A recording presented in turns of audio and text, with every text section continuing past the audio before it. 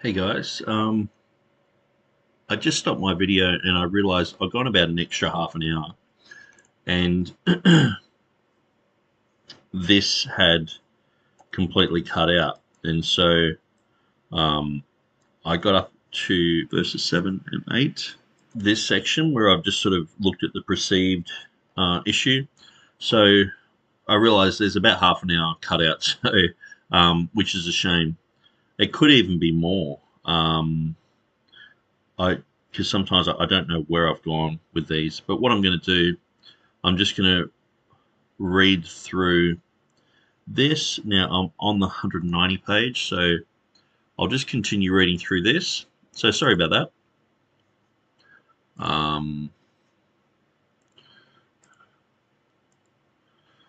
So we were just looking at the issue here where it said whom I perceive, so which is very similar to saw. And so then we're looking at the relationship between Euron and seeking and finding. And so there's some words that we can look up there with this very similar root of Euron. Euron just means water in Latin, thankfully. So here we have Revelation chapter 16, verse 20, and every island fled away and the mountains were not found, which is another example of found and seen being synonymous in certain contexts. The mountains were not found, meaning they were no longer discoverable, visible, or able to be seen. If I said I saw the mountain, if I went all the way over to the Himalayas and I saw Mount Everest, I've found it, but I saw it. They're synonymous. To find, now listen to this. This is very important. To find means to discover. That is, to obtain the first knowledge or sight of what was before not known.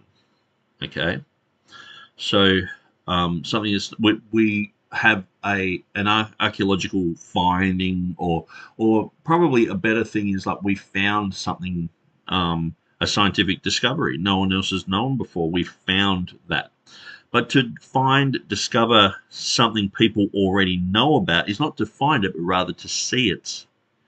So when I did the book on Revelation 16:5, I was saying, I found this in Beza, or I found this in the text, or I found this in the Greek, and it's like to be more accurate, I probably should have said I saw this, because I wasn't discovering anything. It was basically all written in the footnotes of Theodore Beza. So, but I think this is very important to understand this.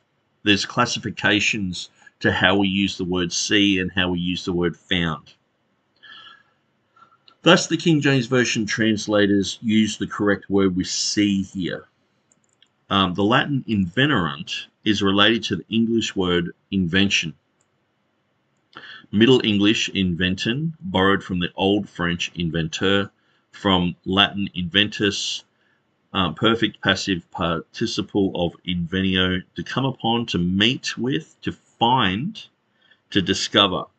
From in or on, venio, to come. See venture, compare advent, covent, event, prevent, etc. And so that's exactly what Scrivener has. He has edon, and he's saying the Complutensian and Colonaeus support his reading. Euron is basically in Beza and in all the Textus Receptus editions. So I'm just going to jump over to Matthew chapter 2, verse 11. So this is where I went last time. So sorry it cut out. I have no reason. I have no understanding why my videos seem to go for about an hour and 20 minutes and cut out now. And sometimes I don't know if they've cut out. I should really just keep checking them, but it's a bit annoying. But anyway, so this is basically part 3A. Oh, sorry, B. The early one was A. So Anyway, let's go through Matthew chapter 2, verse 11. So we see here's a good example.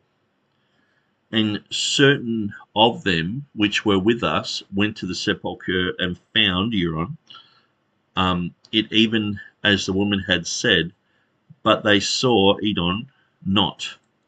So that's quite an interesting thing. And found, so they went there and they found it just as the women had said, but they did not see him. So they saw it as the woman had said, but they didn't see him. And so you can see these words are sort of used synonymously, but they do use the distinction of found and saw. And so here, again, is the I perceived issue, whom I perceived to be accused of questions of their law, but to have nothing laid to his charge worthy of death or bonds. And so I perceived, I mean, if you would just to look at I perceived and I saw in the Oxford English Dictionary, that would open up a whole range of links as well. So we looked at minuscule 2, so that was on James Snapp's website. So we saw that Edon is the main reading in many of the manuscripts. Some of these have, like we looked at this one, which has the Edon here, but the Euron in the margin with an underline with the same pen. So that's in minuscule 2. So this was a manuscript that Erasmus used. Then we're looking at minuscule 474. So according to the Nestle Aland 26 edition on page 4, Matthew chapter 2 verse 11 reads Euron for Edon. Erasmus's notes, so they would have to be translated. And here we have the 1519 Annotationes of Erasmus, the annotations. So we see Theodore Beza again. He has invenerant. So it's interesting. Invenerant means found.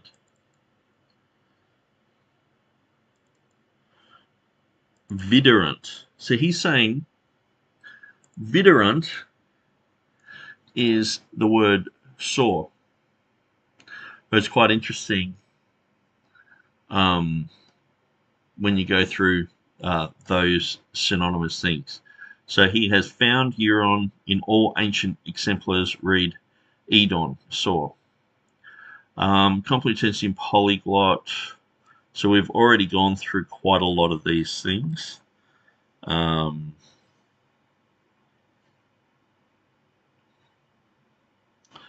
Okay, so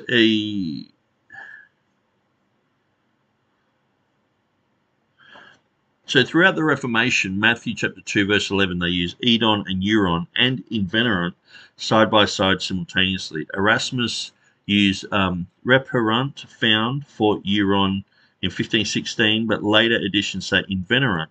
The Complutensian used the different Edon, but still had invenerant in Latin. Even so, Scrivener changes the Euron to Edon. It is of... Because, even though he does that, it is of no significance because both mean invenerant in Latin. So you can see that by the Complutensian polyglot have invenerant. Erasmus, he has invenerant in his later editions. They're synonyms. So I think people tended to gravitate towards a strict number of definitions when writing dictionaries. Perhaps Edon became primarily found, as is in modern Greek today, and the second meaning was lost. Many footnotes appear as the following. In here, reading, they saw, common version rightly forsakes the text of Stephanus and Beza, who read found. So anyway, that's Westcott and Abbott dictionary. So I'm not going to read through all that, and I've just read through all that again before, so and you guys can see that in part 1 of this. So basically what we're seeing is I perceived is from Euron. I saw should also be from Euron, but Scrivener's saying no, we need to change it. One of the things is if you look down here at the Greek, so I'll go through this in a minute, but I'll just show you the Westcott and Hort. So here we have Vaticanus, Edon, Sinaiticus, Edon, Codex Washingtonianus, Edon, Codex Purpureus Rossiensis, Edon. I won't try and say these ones, but I'll just say Edon, Edon, Edon, and in the 1881 text of Westcott and Hort, Edon, and then on to the Nestle Allen 28th edition Edon that we have today. So Scrivener, he wanted to change it to Edon. And so I think we have clearly seen that Euron can mean saw in certain contexts. And as I've written here, to find means to discover, to obtain the first knowledge or sight of what was before not known. But to discover something people already know about is not to find it, but rather to see it. Thus, the King James Version translators use the correct word with see here. So it's a bit like when you're playing hide and seek. It's like, I found you, or I saw you. They're synonymous. And they're both translated as invenerate in the Latin. So these are things that have got to be taken into consideration. And like I said before, perhaps the Euron word had become a word that wasn't, people didn't like to use that word anymore.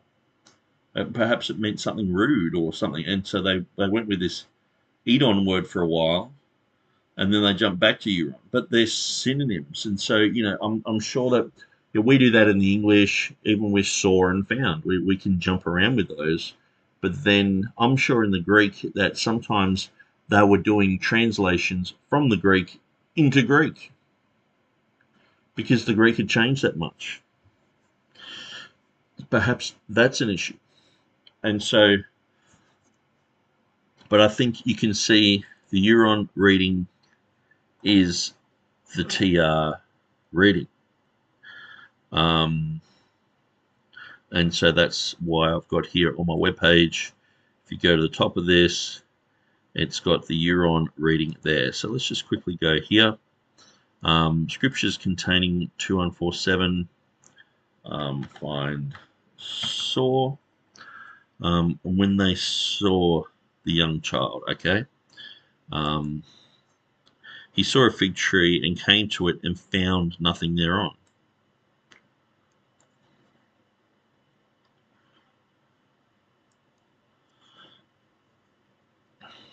And found it even so as the woman had said, but him they saw not.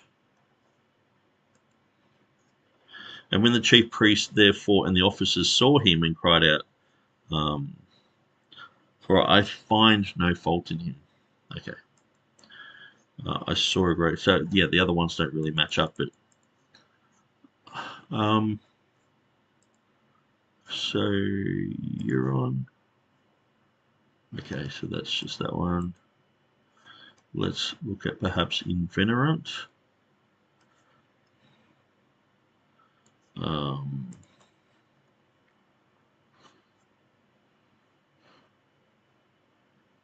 Wiktionary article on invenerant.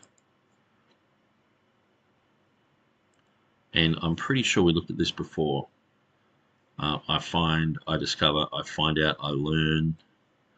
Look at the synonyms. I mean, that's the thing. In English, we have synonyms for everything. And so I'm sure in Latin, in Greek, there are synonyms for many, many different things. Okay. And I'm not sure why I've got notes in 1611 version IX, because it's got a footnote there, but it's not related to this issue. So we have gone through the first 1, 2, 3 of the differences between the 1598 of Beza compared to the 1881 of Scrivener, and comparing that to the 1611 choices of the King James translators. So we've seen that Ozios, that's phonetic, so it doesn't matter. That would always be translated as Ozios. Kalasusi, you can watch the last video I did on that. And so Edon or Euron, so I believe Euron, I believe that these 3 readings are the correct readings of Theodore Beza. And I'm not saying it every time. What I found in Matthew, there was absolutely no translatable changes. So the next one is Jeremiah. Is it Jeremiah or Jeremiah? Are you going to call Jeremiah Jeremiah? Of course you're not going to. But in the Greek, he shows the difference there. It's untranslatable. And so I'm going to show you where these others don't mean anything either. So we'll go through these in our next few videos. So I know this video is probably going for a long time. Some of these other ones are going to be very short. Jeremiah, I mean, you know, it's just a phonetic thing. It's going to be very quick. It's going to be very simple. Some of these other ones, you know, I'm sort of showing you, a whole bunch of different things, but hopefully you enjoy these videos.